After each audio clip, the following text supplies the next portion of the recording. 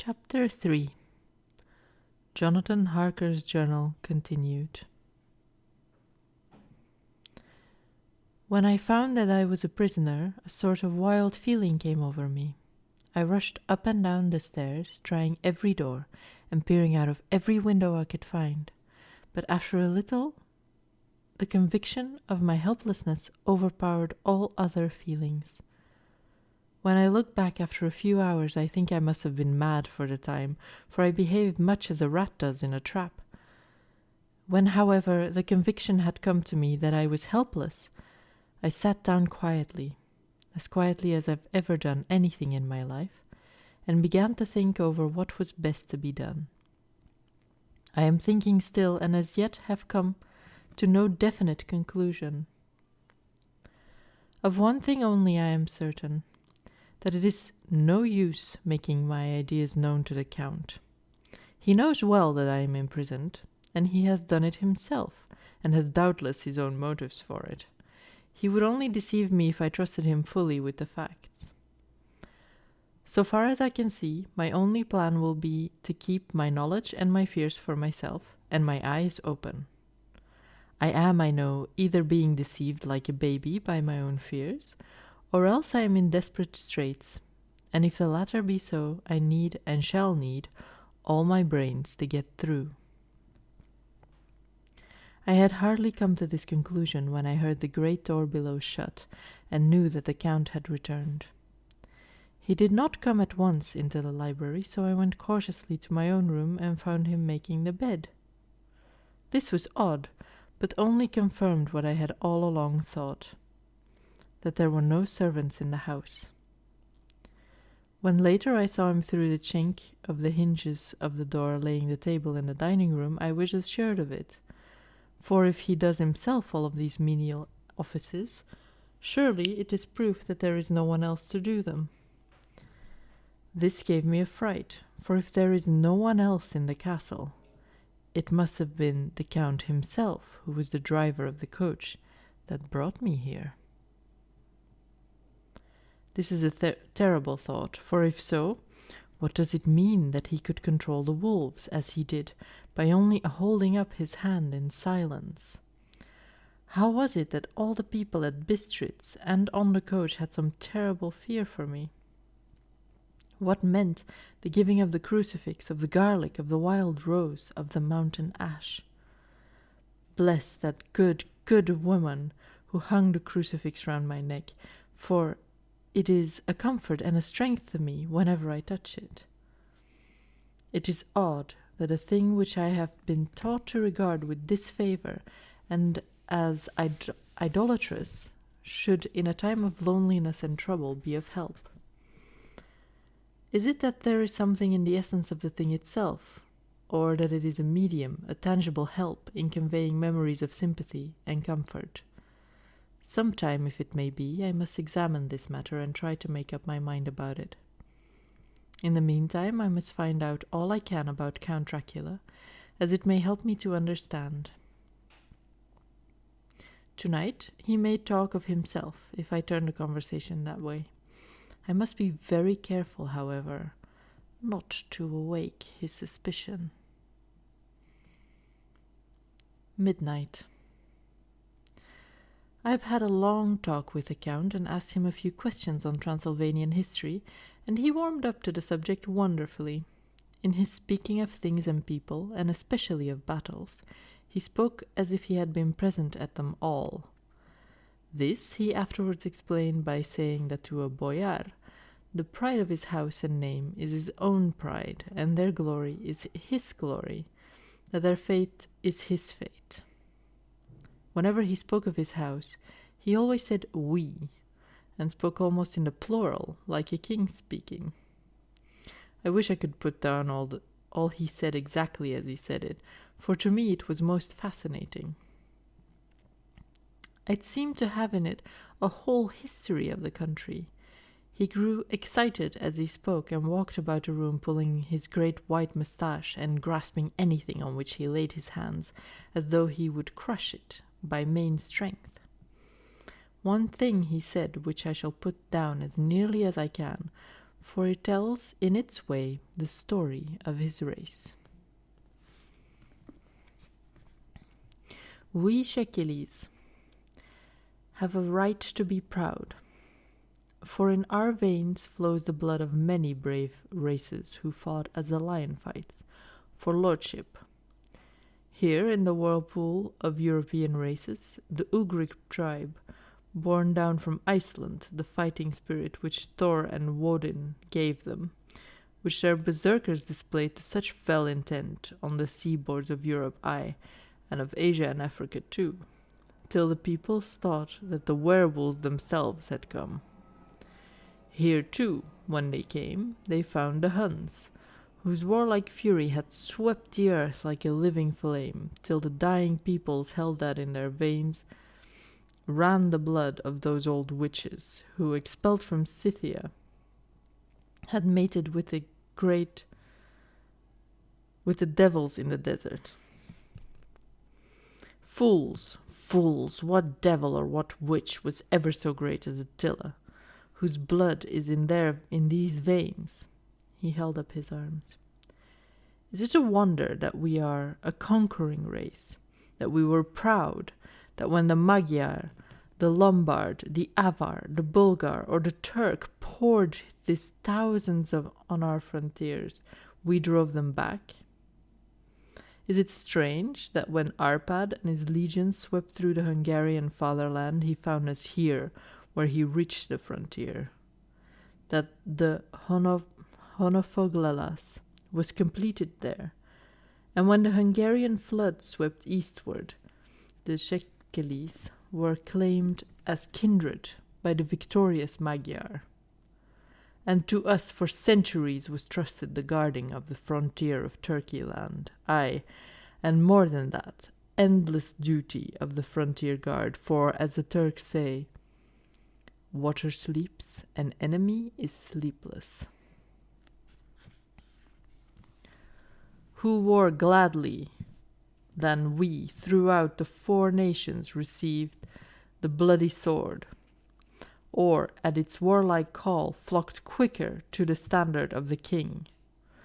When was redeemed that great shame of my nation, the shame of Kasowa, when the flags of the Wallach and the Magyar went down beneath the crescent? Who was it but one of my own race who, as Voivode, crossed the Danube and beat the Turk on his own ground? This was a Dracula indeed. Who was it that his own unworthy brother, when he had fallen, sold his people to the Turk and brought the shame of slavery on them? Was it not this Dracula, indeed, who inspired that other of his race, who in a later age again and again brought his forces over the great river into Turkeyland, who, when he was beaten back, came again and again and again, though he had to come alone from the bloody field where his troops were being slaughtered, since he knew that he alone could ultimately triumph? They said that he thought only of himself. Bah! What good are peasants without a leader? Where ends the war without a brain and heart to conduct it? Again, when, after the Battle of Mohacs, we threw off the Hungarian yoke, we of the Dracula blood were amongst their leaders, for our spirit would not brook that we were not free. Ah, young sir, the Shekelis, and the Dracula as their heart's blood, their brains, and their swords, can boast a record that mushroom growths like the Habsburgs and the Romanovs can never reach. The warlike days are over. Blood is too precious a thing these days of dishonorable peace, and the glories of the great races are as a tale that is told. It was by this time close on morning, and we went to bed. Mem. This diary seems horribly like the beginning of Arabian Nights, for everything has to break off at cockcrow, or like the ghost of Hamlet's father. May 12th. Let me begin with facts, bare, meager facts, verified by books and figures, and of which there can be no doubt. I must not confuse them with experiences which will have to rest on my own observation or my memory of them. Last evening, when the Count came from his room, he began by asking me questions on legal matters and on the doing of certain kinds of business. I had spent the day warily over books, and simply to keep my mind occupied, went over some of the matters I had been examined in at Lincoln's Inn. There was a certain method in the Count's inquiries, so I shall try to put them down in sequence. The knowledge may somehow, or sometime, be useful to me. First, he asked if a man in England might have 2 solicitors or more.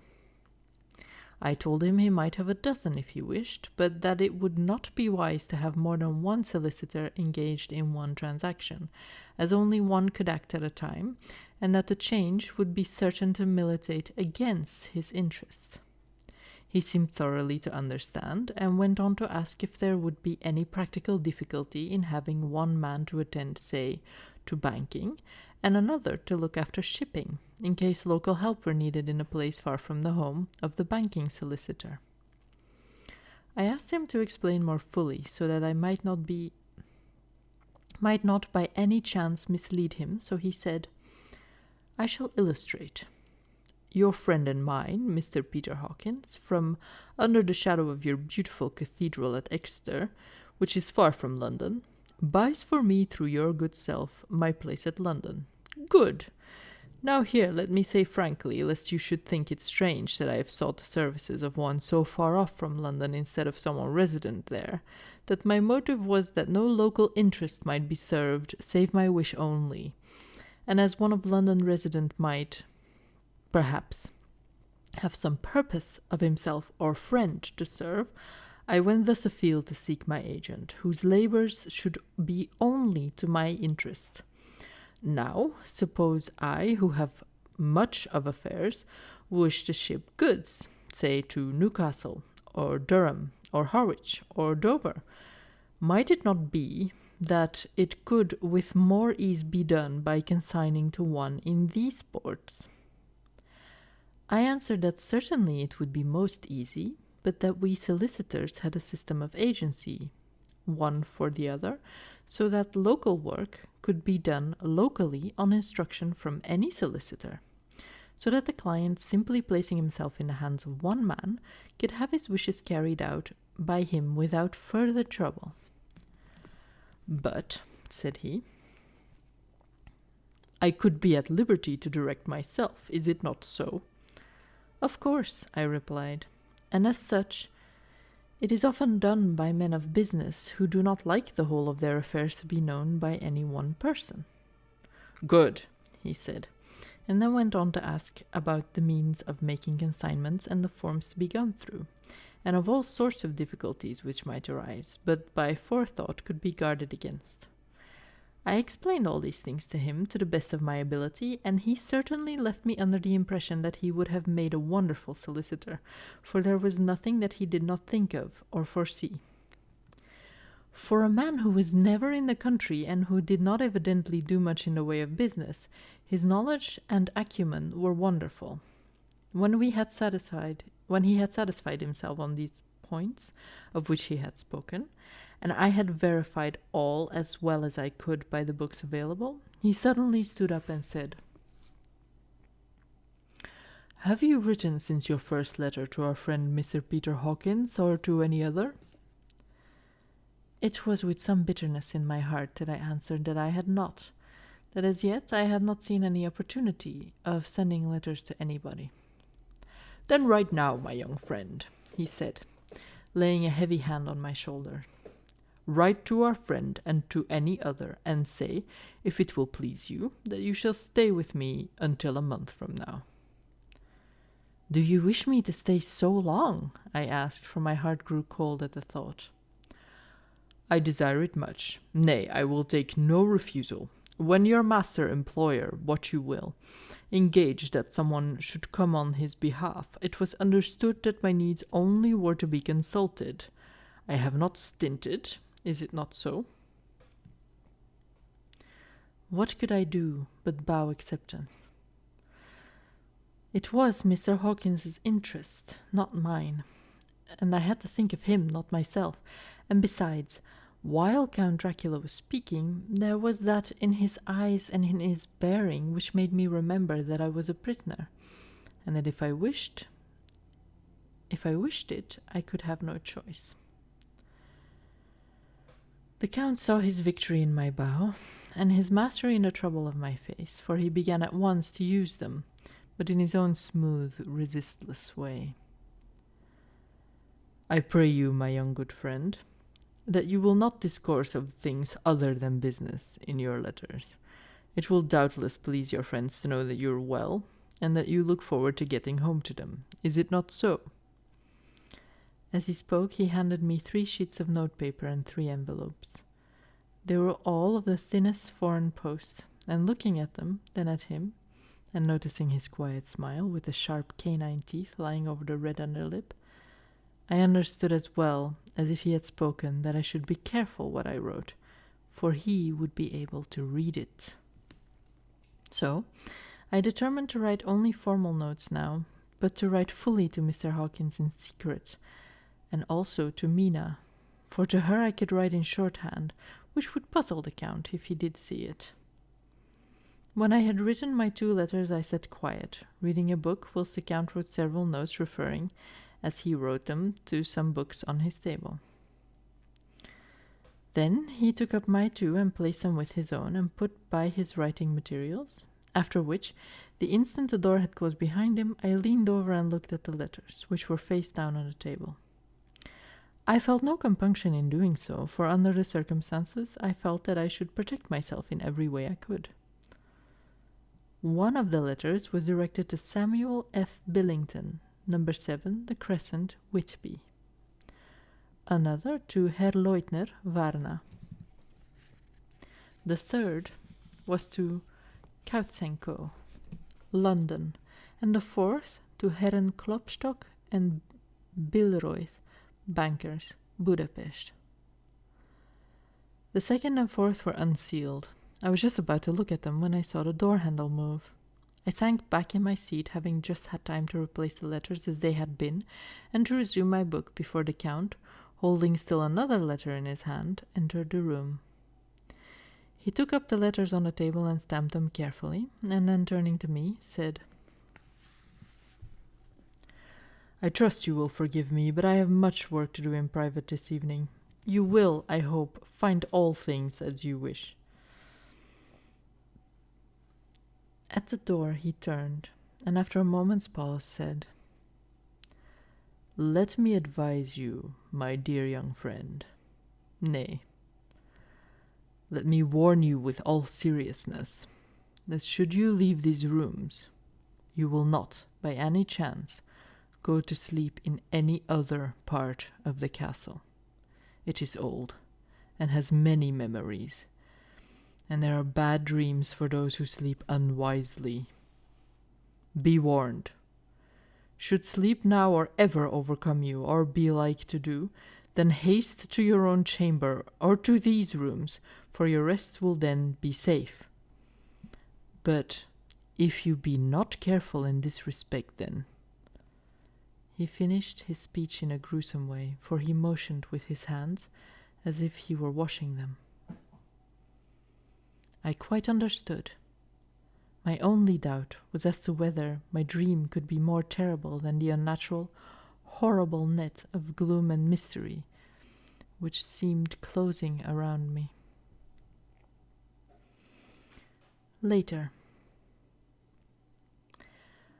I endorse the last words written, but this time there is no doubt in question. I shall not fear to sleep in any place where he is not. I have placed a crucifix over the head of my bed. I imagine that my rest is thus freer from dreams, and there it shall remain. When he left me, I went to my room. After a little while, not hearing any sound, I came out and went up the stone stairs to where I could look out towards the south. There was some sense of freedom in the vast expanse, inaccessible though it was to me, as compared with the narrow darkness of the courtyard. Looking out on this, I felt that I was indeed in prison, and I seemed to want a breath of fresh air, though it were of the night. I am beginning to feel this nocturnal existence tell on me. It is destroying my nerve. I start at my own shadow and am full of all sorts of horrible imaginings. God knows that there is ground for any terrible fear in this accursed place. I looked out over the beautiful expanse, bathed in soft yellow moonlight till it was almost as light as day. In the soft light, the distant hills became melted, and the shadows in the valleys and gorges of velvety blackness. The mere beauty seemed to cheer me. There was peace and comfort in every breath I drew. As I leaned from the window, my eye was caught by something moving a story below me, and somewhat to my left, where I imagined, from the lie of the rooms, that the windows of the Count's own room would look out. The window at which I stood was tall and deep, stone-mullioned, and, though weather-worn, was still complete, but it was evidently many a day since the case had been there. I drew back behind the stonework and looked carefully out. What I saw was the Count's head coming out from the window. I did not see the face, but I knew the man by the neck and a movement of his back and arms. In any case, I could not mistake the hands, which I had had so many opportunities of studying. I was at first interested and somewhat amused, for it is wonderful how small a matter will interest and amuse a man when he is a prisoner. But my very feelings changed to repulsion and terror when I saw the whole man slowly emerge from the window and begin to crawl down the castle wall over that dreadful abyss, face down, with his cloak spreading out around him like great wings. At first I could not believe my eyes. I thought it was some trick of the moonlight, some weird effect of shadow, but I kept looking, and it could be no delusion. I saw the fingers and toes grasp the corners of the stones, worn clear of the mortar by the stress of years, and by thus using every projection and inequality moved downwards with considerable speed, just as a lizard moves along a wall. What manner of man is this, or what manner of creature is it in the semblance of man? I feel the dread of this horrible place overpowering me. I am in fear, in awful fear, that there is no escape for me. I am encompassed about with terrors that I dare not think of.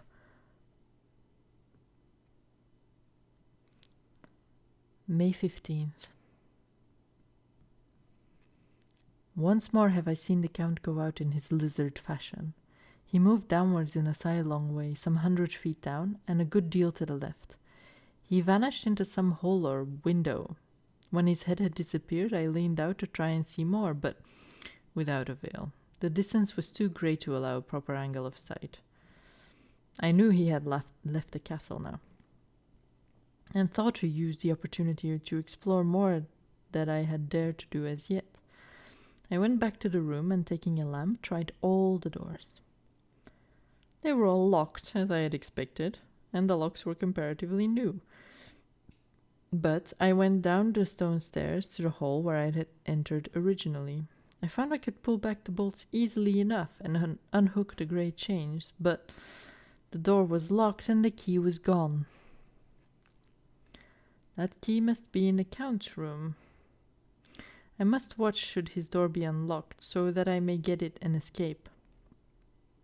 I went on to make a thorough examination of the various stairs and passages, and to try the doors that opened from them. One or two small rooms near the hall were open, but there was nothing to see in them except old furniture, dusty with age and moth-eaten.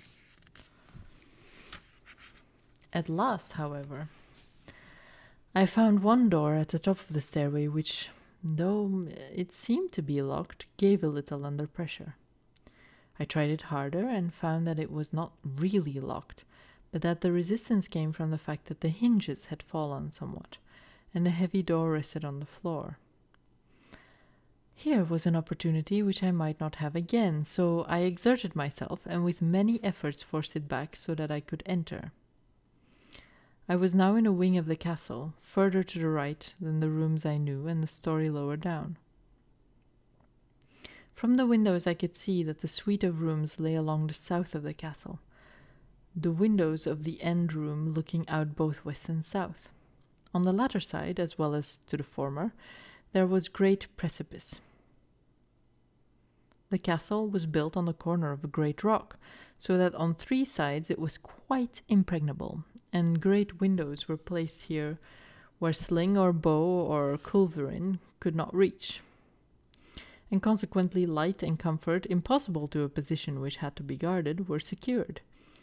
To the west was a great valley, and then, rising far away, great jagged mountains, rising peak on peak, the sheer rock studded with mountain ash and thorn, those roots clung in cracks and crevices and crannies of the stone. This was evidently the portion of the castle occupied in bygone days, for the furniture had more air of comfort than any I had seen. The windows were curtainless, and the yellow moonlight, flooding in through the diamond panes, enabled one to see even colours, whilst it softened the wealth of dust which lay all over in the skies, in some measure the ravages of time and the moth. My lamp seemed to be of little effect in the brilliant moonlight, but I was glad to have it with me, for there was a dread loneliness in the place, which chilled my heart and made my nerves tremble. Still, it was better than living alone in the rooms which I had come to hate from the presence of the Count, and after trying a little to school my nerves, I found a soft quietude come over me.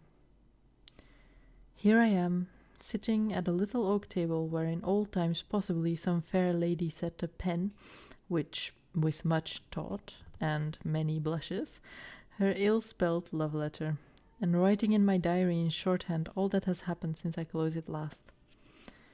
It is 19th century up to date with a vengeance, and yet, unless my senses deceive me, the old centuries had and have powers of their own which mere modernity cannot kill.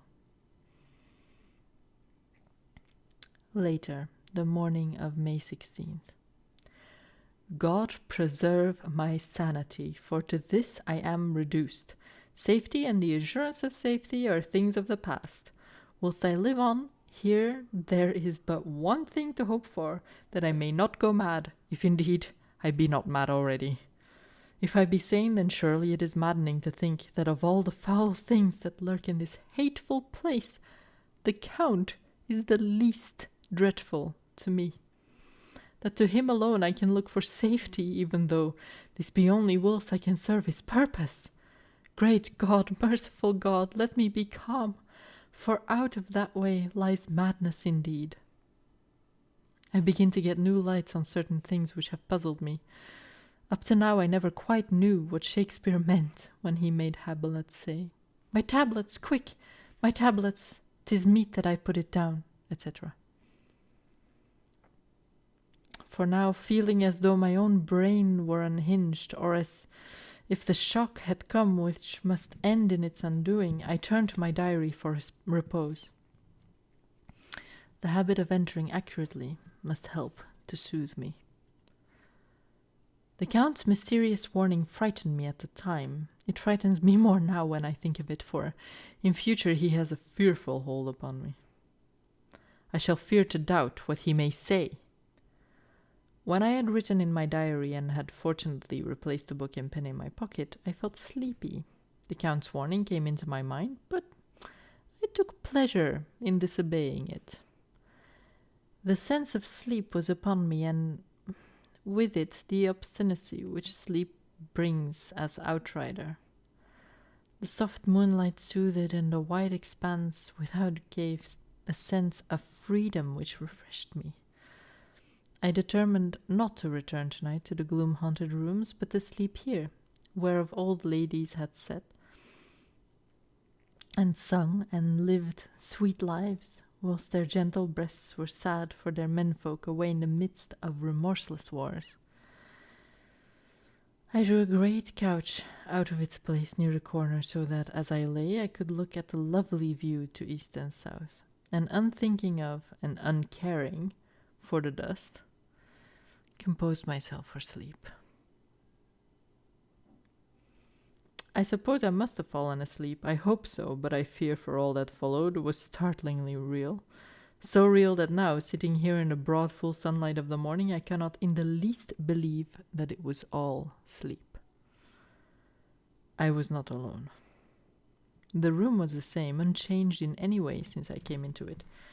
I could see along the floor, in the brilliant moonlight, my own footsteps, marked where I had disturbed a long accumulation of dust.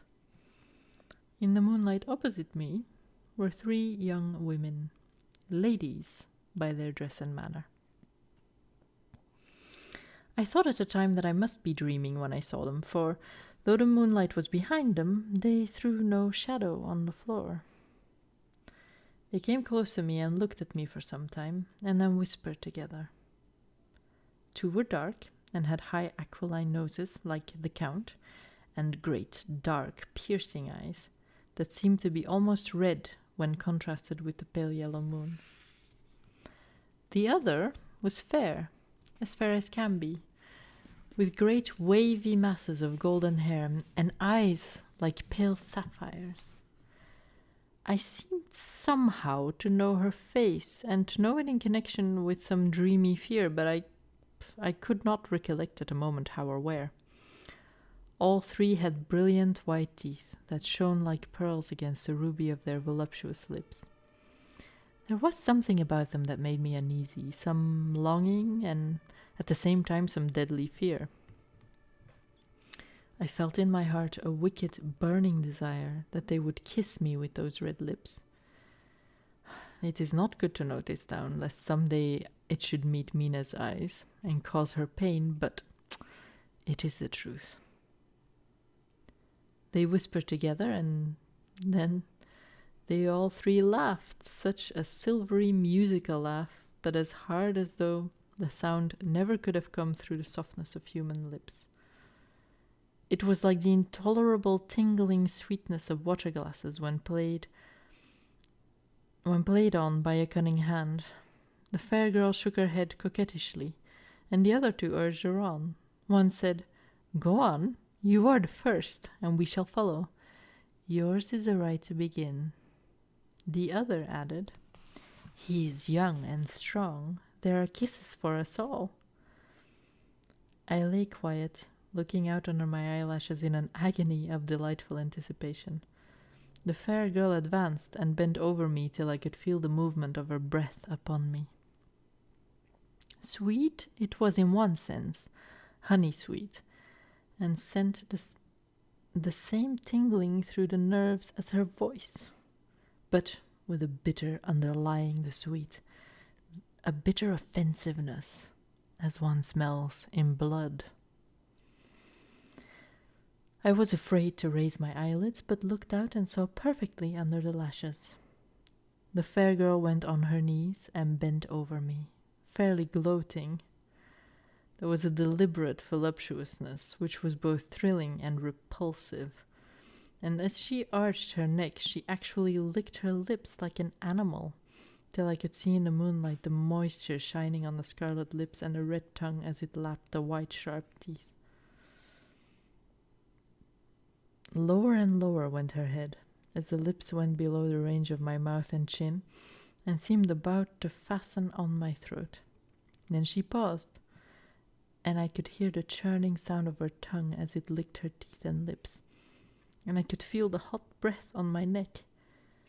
Then the skin of my throat began to tingle, as one's flesh does when the hand that is to tickle it approaches nearer. Nearer! I could feel the soft, shivering touch of the lips on the supersensitive skin of my throat, and the hard dents of 2 sharp teeth, just touching and pausing there. I closed my eyes in a languorous ecstasy and waited with beating heart. But at that instant, another sensation swept through me as quick as lightning. I was conscious of the presence of the Count, and of his being as if lapped in a storm of fury. As my eyes opened involuntarily, I saw his strong hand grasp the slender neck of the fair woman, and with giant's power draw it back, the blue eyes transformed with fury, the white teeth champing with rage, and the fair cheeks blazing red with passion. But the Count!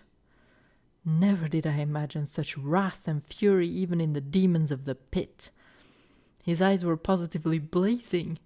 The red light in them was lurid, as if the flames of hellfire blazed behind them. His face was deathly pale, and the lines of it were hard like drawn wires. The thick eyebrows that met over the nose now seemed like a heaving bar of white-hot metal. With a fierce sweep of his arm, he hurled the woman from him and then motioned to the others, as though he were beating them back. It was the same imperious gesture that I had seen used to the wolves. In a voice which, though low and almost a whisper, seemed to cut through the air and then ring around the room, he exclaimed, "How dare you touch him, any of you? How dare you cast eyes on him when I had forbidden it? Back, I tell you all! This man belongs to me! Beware how you meddle with him, or you'll have to deal with me." The fair girl, with a laugh of ribald coquetry, returned to answer him. "You yourself never loved, you never love." On this the other women joined, and such a mirthless, hard, soulless laughter rang through the room that it almost made me faint to hear. It seemed like the pleasure of the fiends. The Count turned after looking at my face attentively and said in a soft whisper, "Yes, I too can love. You yourselves can tell it from the past. Is it not so? Well, now I promise you that when I am done with him, you shall kiss him at your will. Now go, go, I must waken him, for there is work to be done."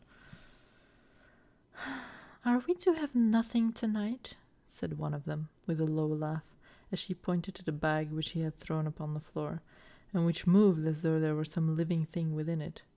For answer, he nodded his head. One of the women jumped forward and opened it. If my ears did not deceive me, there was a gasp and a low wail, as of a half-smothered child. The women closed round, whilst I was aghast with horror, but as I looked they disappeared, and with them the dreadful bag. There was no door near them, and they could not have passed me without my noticing. They simply seemed to fade into the rays of the moonlight and pass out through the window, for I could see outside the dim, shadowy forms for a moment before they entirely faded away. Then the horror overcame me, and I sank down, unconscious.